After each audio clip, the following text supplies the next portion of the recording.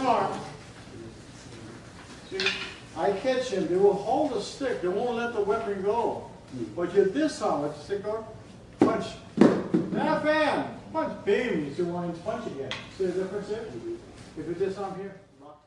I started training in martial arts in Hawaii, 8 years old. For a year I did judo at this Gray Y center. There was a Hongwanji school. A friend of mine was taking Japanese language on 4th grade, and we used to watch the judo class next to his class while we were waiting for him. And sensei came up till today, I don't know who he is, and gave us a judo top. He says, if you wash your feet, you can come in and practice. So we did that. After that, my family moved to from Palolo Valley to Kalihi Valley. When we lived in Kalihi Valley at the Camp Fort Housing area, a mile away there was a boxing gym. And my neighbors went boxing for about 2 or 3 years. I lived there. I boxed then. And during my high school year, my family bought their own first home in Waipahu. And in Waipahu, there was a Kempo Karate, a Kajikembo school. My cousin, those guys were practicing Kajikembo.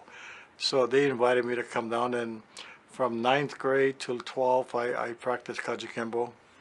Went to California for my college, and there were no good schools that I liked, like Kajikembo. So I started boxing again. At 24, I've seen Ed Parker's first Karate International tournament. And we supported Ed, being from Hawaii, and I seen all the demonstrations, karate, kempo, judo, aikido, gonfu. But when Bruce Lee came on the stage and he did his performance, I says, now this is real stuff. This is the type of martial arts we should learn. I seeked him out and wrote him a letter. And he wrote me a letter in 1967 that he will be opening up his first Lee Jung Fun Kung Fu Institute in Los Angeles, Chinatown. And I went to that orientation, and I worked out with him till 1970 when he went to Hong Kong to make his movies. I was partnered with Dan Inosanto, and he and I continued our training, what Bruce Lee taught us. But Dan, being another Filipino, once asked me if I've seen the Filipino arts. I says, yeah, I've seen it, but I didn't have too much interest in it. And he says, why? I says, because I've just seen the sticks. And I says, you know, that twirling stuff, you're never going to have a stick in your hand on the street. And he says, well, it's more than just the sticks. There's also empty hand part. And I went, yeah, I like to see that. And we were invited to do a private lesson with our first instructor in Stockton, California. It was Grandmaster Angel Gabalis, and he taught us his system, Serrata, the closed system. It was interesting, but he just showed us the sticks. I didn't see the empty hand. And when Dan showed me how to apply the empty hand from the sticks, now it's a new art that I haven't seen. And we call this panantukan. Then he researched in Northern California. I researched the Filipino arts in Hawaii. In Hawaii, I asked my dad if he knew anything about the Eskrima or Arnis. He says, yeah, you go see Tata Duran up the street. So I went up to this house and knocked the door. Hi, my name is Richard. And he knew who I was because my father. And he said, my dad says you know about Eskrima.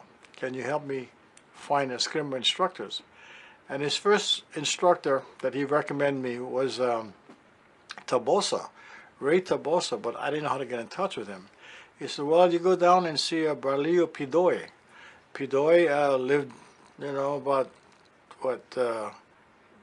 across the street from Auguzan School where I used to live. So I walked there, knocked on the door, he comes out, and then I introduced myself and I told him what I was there for. And he was very hesitant, like most of the old Filipinos, they were hesitant.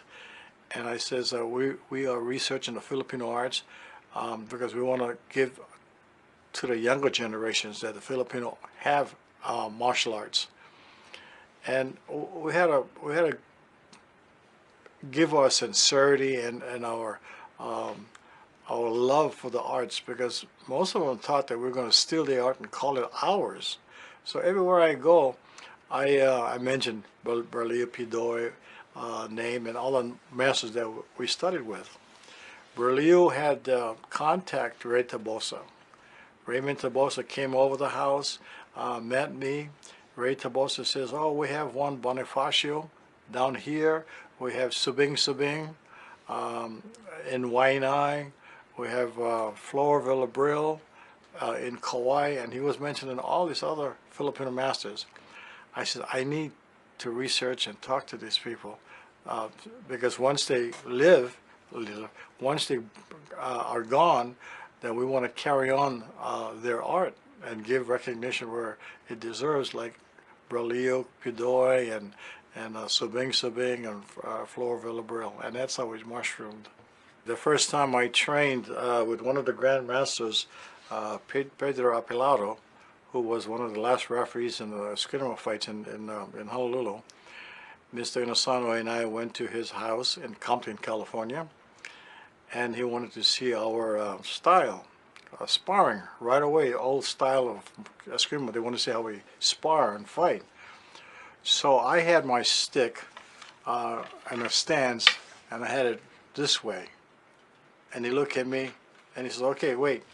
And he rolled up a newspaper, and he rolls it up. He said, "Okay, we start." And I went here, and whang!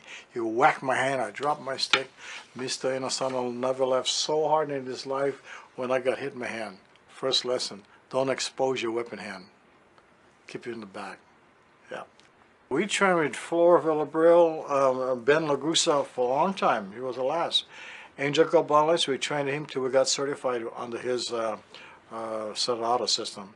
Leo Heron, we trained with him till we finished his Lagomano system. And then majority of the instructors, we got certified. Almost about a dozen certifications that we had from different styles and different systems. And those, like Apilado, he didn't have any formal certificate like most of them. He wrote on a paper with his name, "I certify Richard," you know, and he signs it, and that's my paper, the certificate. El Estrissimo was the uncle of Flor Villabril. El Estrissimo said, "Okay, you finish my art," and they gave us this thing called an orashon, and he shows his orashon, his prayer on his calf. And he gave Dan his orashon as his own private, and my orashon. That's a Latin prayer that gives you strength when you fight. And you know, Flor had that. All his grandmasters had it, and we were proud to have that. You know, but and some of the other masters, I think it was Apilado. He gave me my. See, the numbers go up to 12. 13 is the secret number. He gave me my 13th secret number. He gave Dan his 13th secret number. This is for you. You don't share it with nobody. And Dan and I, of course, show me your 13th number. So I go this way, and he goes this way. And it was very interesting because mine was like this. And anytime you hit anyway, they hit you straight over the top, which was very interesting. But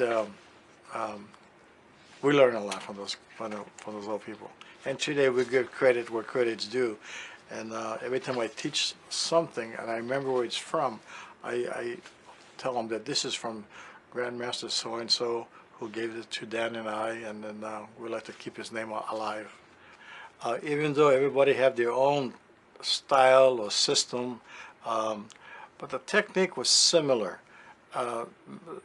They have what they call a cinquetero, 5-count numbering system, and they have 12 counts, and then they have 7 counts, but they all come in the same angles. The numbers might be different, but the angles are the same. And once you understand the lines of attack, now you can defend it with different blocks. And there are only so many ways you can block. With the point down of your weapons, you point up or horizontal.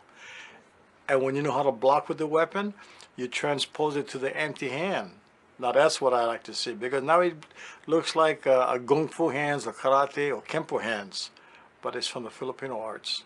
Most of the arts are practiced hand against hand. Filipino arts go hand against weapon. So when you practice weapon against weapon, you understand the weapon's lines of attack and angles. Now you can employ the empty hand because you understand lines of attack against the weapon. Now you're not fear of the weapon because you understand the lines of attack.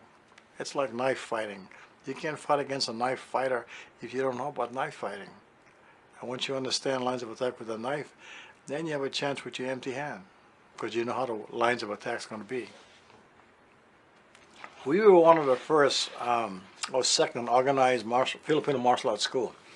The year after Bruce Lee passed away in 1973, Mr. Inosanto was devastated. He was in deep mourning. He was in grief. He didn't want to practice martial arts, and he was my partner. And I was taking over his beginning class. And I said, you know, if you're going to quit teaching, I will quit teaching too. I'll send everybody home. Several months later, maybe 6 months, he says, let's do this, Richard. Let's open up a commercial school for 2 reasons. One, we can share our Bruce Lee experience with others because people were coming over because we were the only one teaching Bruce Lee's Jeet Kune Do. 2, we can share, we can promote our and preserve our Filipino martial arts that we learned from these masters. So that's the reason why we opened up the Filipino Kali Academy. There were no name connected to the Filipinos as far as martial arts are concerned at that time. So we used the Filipino Kali Academy. Well, it wasn't the Filipino martial that drew the people to us. It was Bruce Lee's Jeet Kune Do. Yeah, because the majority of the schools around were traditional, punching from the hip and doing this, you know, outward block, inward block, and high block, and then you wait till you get punched. You know, a fight's a fight. You don't wait to get hit. You go first. That's a fight. And Bruce Lee's art was untraditional. It was, you know, your own best teacher. You have to rely on yourself and not the art. You make the art. And when they came to train with us on Bruce Lee's Jeet Kune Do, we showed them the Filipino arts. That's when it's got very popular. From 1974 to 84, we kept the Filipino name. We were so popular, people used to call us up and say, or students used to call me up and say, why you want to open up a school here? My teacher had to close his school. And within a 6-mile, 10-mile radius, yeah, a lot of schools were like falling up. And we were very popular. We had one storage unit that were so big, we had a 6 months waiting list. We had to break the wall down so we can get the other storage units, so we had a bigger place. People ask me all the time, how come you're so successful? You know, and I says, you know, the art that we teach is one, but I have friends who are higher ranking than me, but they have a piss poor attitude. You know, they have to have respect for the students and not they're the master and you're the slave. I said, I don't want to be put on a pedestal. A lot of these instructors, you got to bow 3 times before you leave and all this other stuff. And once it's fine, but you get respect where respect is due. And if you don't respect your students, they're not going to respect you. And so I like to say that, you know, because I was born and raised in Hawaii, they call it, oh, Richard's school got the aloha spirit. When you go to his school, he shakes your hand. He says, hi, how are you? Other schools, you don't see the teacher till, you know, later on in your training. And that's a big difference. No problem, right? You don't know if he's lefty or righty. Some guys go like this, and then if you were here, you just transcribe this way here. We got people now offering to purchase the IMB Academy, and they're going to have to write up a business plan. You know, a lot of people don't have our same philosophy in the martial arts. But when I find that one person, I'm moving to Hawaii with my ukulele and go to the beach. But right now, I'm still enjoying teaching. You know, when you love the art you're teaching, it's not work. And when you see people get elated about what they're learning, you know, you want to help them more. And I owe it all to the grandmasters from Hawaii or in Southern California or anywhere we train. I give them the credit, and Bruce Lee, of course.